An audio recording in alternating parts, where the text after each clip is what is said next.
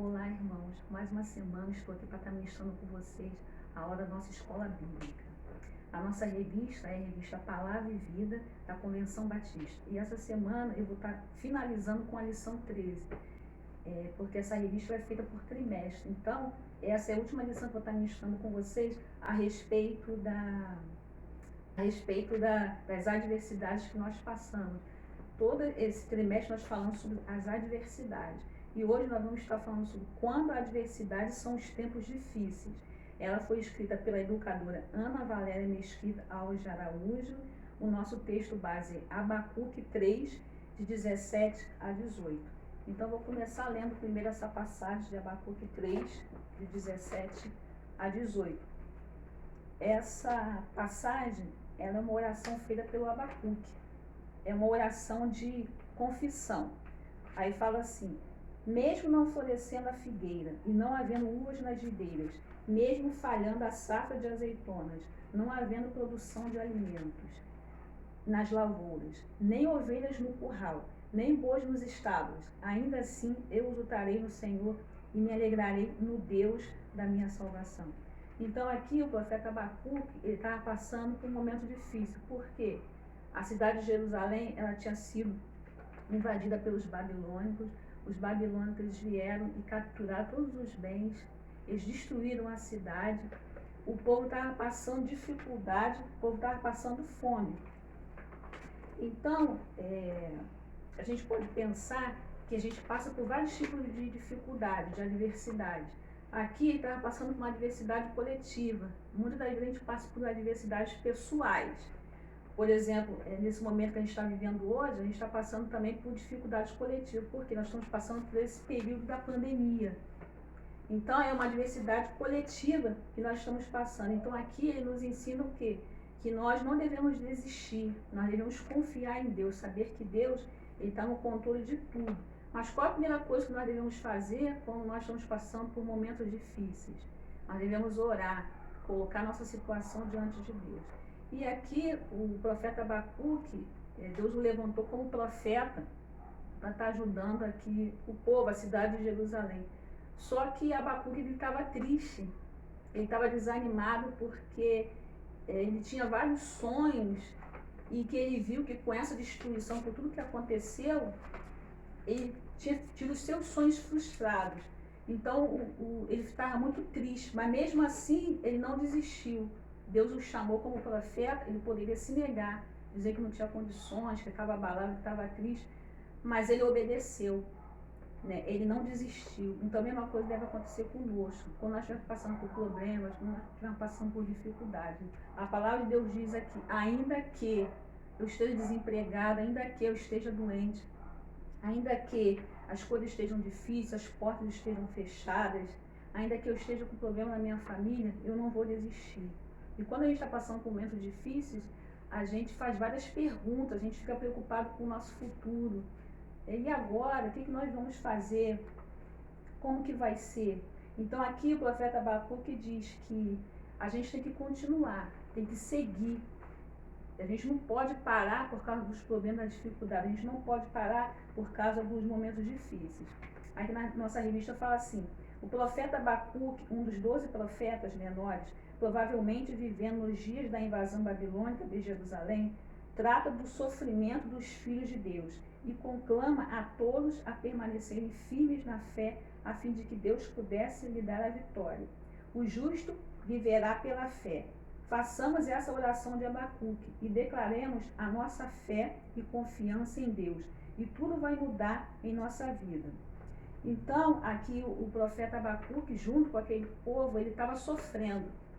Ao mesmo tempo que ele estava lhe dando força, animando aquelas pessoas, ele estava passando pela mesma situação. Aí, continuando, diz assim: a adversidade não forma o caráter, a adversidade revela o caráter. É na adversidade que mostramos quem realmente somos. Então, o que Deus está nos falando aqui? Que Deus permite que os problemas, as dificuldades aconteçam para que a gente venha saber quem nós somos. Porque é nos problemas, nas dificuldades que nós nos revelamos. Qual vai ser as nossas atitudes? O que nós vamos falar? O que nós vamos fazer quando estiver tudo ruim? Porque é muito fácil, né, a gente estar bem, a gente dizer palavras bonitas, a gente estar feliz quando as coisas estão boas. Mas quando vem a dificuldade, quando vem o dia mal, qual a nossa reação, né? O que está no nosso coração? Lá em Deuteronômio 8:2, quando o povo rodeou 40 anos no deserto, né, Deus diz que ele provou, Deus diz que ele testou para saber o que tinha no coração daquele povo. Deus humilhou, deixou de passarem por várias dificuldades para saber o que estava no coração deles. Você acha que Deus não sabia? Deus ele sabia, mas era para que o homem, para que nós soubéssemos o que estava no nosso coração, o que está no nosso coração hoje, o que a gente precisa mudar, o que a gente precisa melhorar. Porque não importa quanto tempo nós tenhamos de evangelho, não importa qual a posição que a gente tenha em Cristo, nós sempre temos que melhorar. Até Jesus nos chamar, a gente tem que nos aperfeiçoar. E continuando, fala assim, Abacuque estava vivendo uma adversidade, todos os seus sonhos se frustraram. Numa época de grandes incertezas morais e espirituais, a adversidade social abalava a sociedade de seu tempo. Seu desafio era aprender a confiar naquele que tudo pode e que é fiel.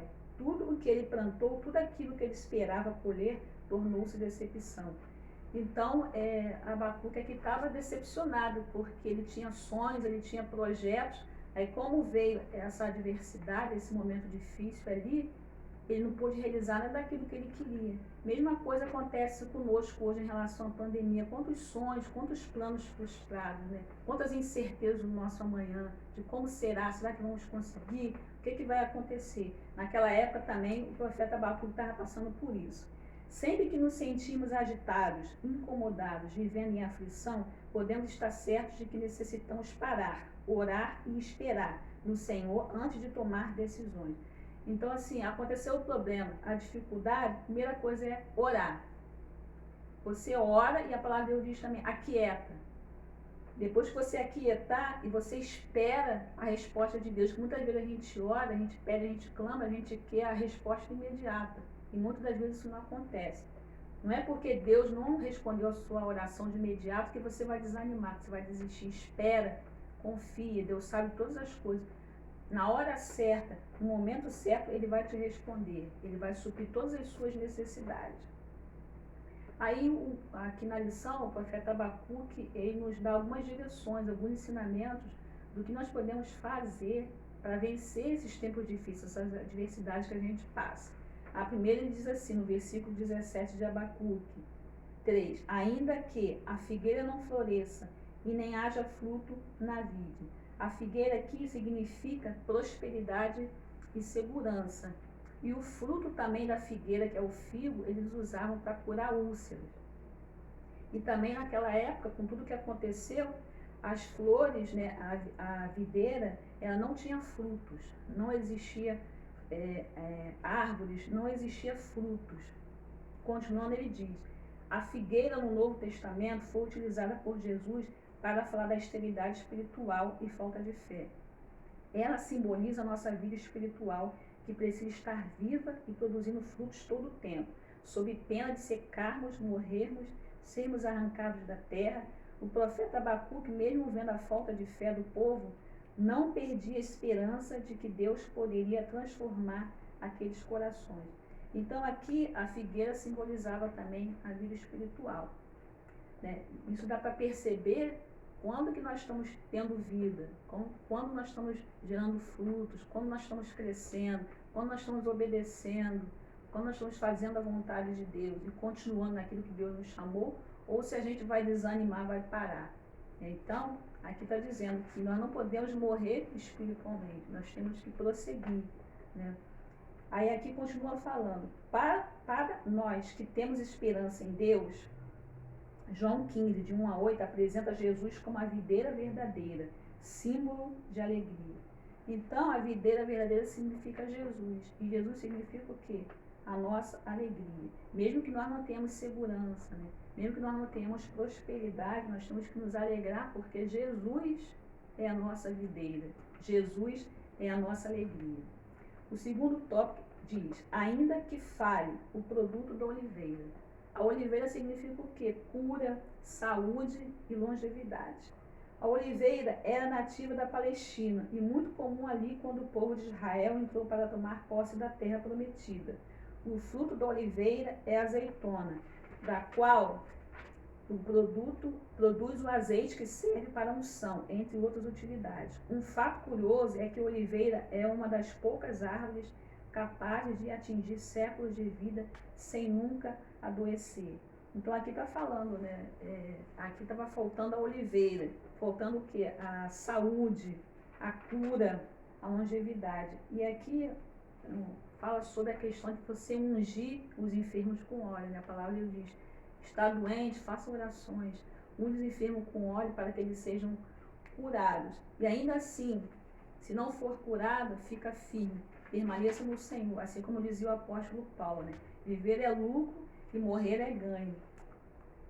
Aí continua dizendo: você está precisando de cura? Tem alguém da sua família que está enfermo? Deus já curou a nossa alma ao nos dar o perdão e a vida eterna por meio de Jesus. Quer dizer, além de curar o nosso físico, Deus cura a nossa alma. Deus nos dá a vida eterna. Muitas das vezes Ele não cura o nosso físico, mas com certeza a gente pode saber que a nossa alma, com certeza Ele vai curar. Nos campos não produziam mantimento e nos currais não havia gado. Com a invasão do exército babilônico em Jerusalém, toda a criação de animais seria levada como despojo, e o povo ficaria em completa pobreza e miséria, passando fome. Não teria mais gado, não teria mais leite para as crianças, e o desespero começaria a tomar conta das famílias. Então aqui estava faltando o alimento, não só para os adultos, mas para as crianças. Né? A gente pode lembrar do exemplo de Jesus, quando Jesus foi lá para o deserto, que ele jejuou 40 dias e 40 noites. Aí ele foi tentado pelo inimigo, né? Ele foi tentado por Satanás. O que Satanás falou para ele? Transforma as pedras em pães. Aí Jesus respondeu: Satanás, nem só de pão viverá o homem, mas de toda a palavra do Senhor. Então a palavra de Deus é alimento para nós. Se nós tivermos a palavra de Deus, nada vai nos faltar. Nós possamos passar por dificuldade, a gente pode até não ter fartura, mas Deus ele diz que o justo não mendigaria o pão. O outro tópico que eu vou estar compartilhando com vocês agora é: todavia eu me alegrarei no Deus da minha salvação. Nós temos que ter certeza que Deus está no controle de tudo. Né? Nós temos que confiar em Deus, de que nada vai nos faltar. Um exemplo também bom que a gente pode falar sobre confiar em Deus é o exemplo de Jó. A gente sabe tudo que Jó passou. Ele perdeu coisas materiais, perdeu família, perdeu dignidade, perdeu saúde, mas aí ele continuou firme. De tudo que ele passou, no final, o que ele falou? Eu sei que meu Redentor vive e que ele se levantará ao meu favor. Então nós temos que ter essa fé que Jó teve, temos que ter a fé que Abacuque pede que nós venhamos a ter. A nossa alegria vem do Senhor e devemos sempre buscar essa fonte que se encontra na fé, no relacionamento com Ele. Abacuque aprendeu a confiar no Senhor mesmo diante de um coração amargurado, com as adversidades à sua volta. Abacuque não podia se alegrar com as adversidades, mas podia se alegrar com o Senhor. Então, para que nós venhamos a ter alegria no Senhor, nós devemos estar junto dele, ter relacionamento, intimidade, ter comunhão, orar, ler a Bíblia, ir na igreja, estar com pessoas que possam nos trazer conhecimento, que possam nos trazer sabedoria, para que a gente possa ter essa alegria, para que a gente possa saber que a nossa alegria não está nas coisas, nos bens materiais, como diz aqui, ó. A nossa alegria não poderá depender de pessoas, coisas ou situações. A alegria que depende de pessoas, coisas ou situações, para sempre será uma alegria momentânea, passageira. A alegria que depende de mecanismos externos será sempre deficitária. Então, a nossa alegria não pode estar no nosso exterior, não pode estar nas coisas, não pode estar nesse mundo. A nossa alegria tem que estar em Deus. É claro que Deus quer que nós venhamos a ser felizes aqui na terra, a conquistar bens, a realizar os nossos sonhos. Mas se muitas das coisas que nós realizarmos, que nós projetarmos e não conseguirmos, nós não devemos nos entristecer, porque a palavra de Deus diz que o melhor está por vir. E agora eu vou falar a nossa conclusão, está fechando agora tudo aquilo que nós falamos. Qual tem sido o motivo da sua alegria? Né? Qual tem sido o motivo da minha alegria? O profeta estava preparado para confiar em Deus. Ele percebeu a paz interior que ultrapassava todo o entendimento que não dependia da prosperidade externa. Então ele entendeu que nós não estamos imunes às perdas, que nós não estamos imunes às dores. Existe o dia mau. Nós temos que estar preparados. Não importa se estamos em necessidade ou em fartura, em tempestade ou bonança, em derrota ou vitória, se experimentamos o fracasso ou o sucesso, se em juízo ou salvação, o que importa mesmo é em qualquer situação, que nós permaneçamos na presença do Senhor, que nós permaneçamos firmes. Então, não importa as adversidades que você está passando, um momento difícil, continue firme, não abandone a sua fé, a sua confiança, a sua esperança em Deus. Então, eu desejo para você boas festas, um feliz ano novo e que Deus possa abençoar toda a sua família em nome de Jesus.